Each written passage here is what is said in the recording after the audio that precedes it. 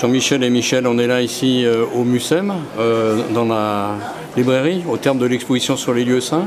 Oui. Pour vous, cette expo, qu'est-ce qu'elle vous inspire? Eh bien, elle m'inspire une certaine, un certain espoir en définitive, puisqu'on découvre que plein de lieux religieux sont partagés ou ont été partagés entre les diverses religions. Vu ce qui se passe en ce moment, on espère qu'une chose, c'est que ça pourra à nouveau se produire, que déjà ça continue là où c'est encore possible et que ça puisse à nouveau se produire là où ça ne l'est plus. Et puis ça montre aussi à quel point la religion qui peut séparer les gens, puisque alors que tant de choses sont communes, elle est un prétexte de massacre et de mort, alors qu'elle devrait être plutôt un prétexte de vie. Voilà ce que ça m'inspire. Et pour vous, Jean-Michel? Moi, c'est après avoir beaucoup voyagé, notamment dans le Moyen-Ormand, Damas, Palmyre, et tant d'autres pays de cette région-là. Enfin, là, c'était la Syrie. Et je garde des souvenirs d'échanges. Alors, j'ai vu, moi, à la mosquée des Omeyyades de Damas, une femme donnant le sein à son enfant dans la mosquée. Et j'ai vu ça. L'année d'après, malheureusement, il n'y avait que des femmes voilées. Et la troisième année, il y avait une barrière qui séparait les hommes des femmes. Et je me dis que la religion, quand même, pervertit bien l'humain.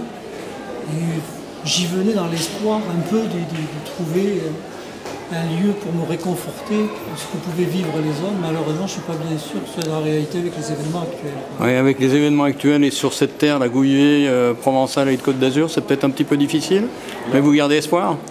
Il faut garder espoir. C'est pas d'ici que vient la difficulté. Ici, on vit en communauté, dans une proximité assez heureuse. Oui, même s'il peut y avoir des conflits, mais on voit qu'à travers le monde, c'est beaucoup plus compliqué que ce n'est pas ici chez nous.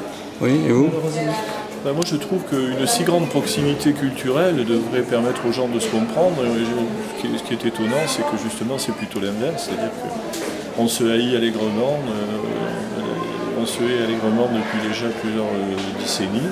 Et alors qu'au fond, il y a une proximité évidente de culture, de manière de vivre, et de religion en plus. Et c'est en ça que l'exposition est intéressante. Oui, on sent quand même que cette exposition a la volonté de montrer ce qui pourrait contribuer au vivre ensemble. Voilà, oui, c'est un peu ce qu'on retire de cette visite. Enfin, moi, je l'ai déjà vu plusieurs fois, je suis revenu plusieurs fois, et je sais que j'ai apprécié justement le fait qu'elle puisse exister. C'est déjà en soi quelque chose d'intéressant qu'elle puisse exister, qu'elle ne suscite pas de réactions désagréables ou négatives d'un certain nombre de gens. Donc c'est déjà en soi un petit succès, ça.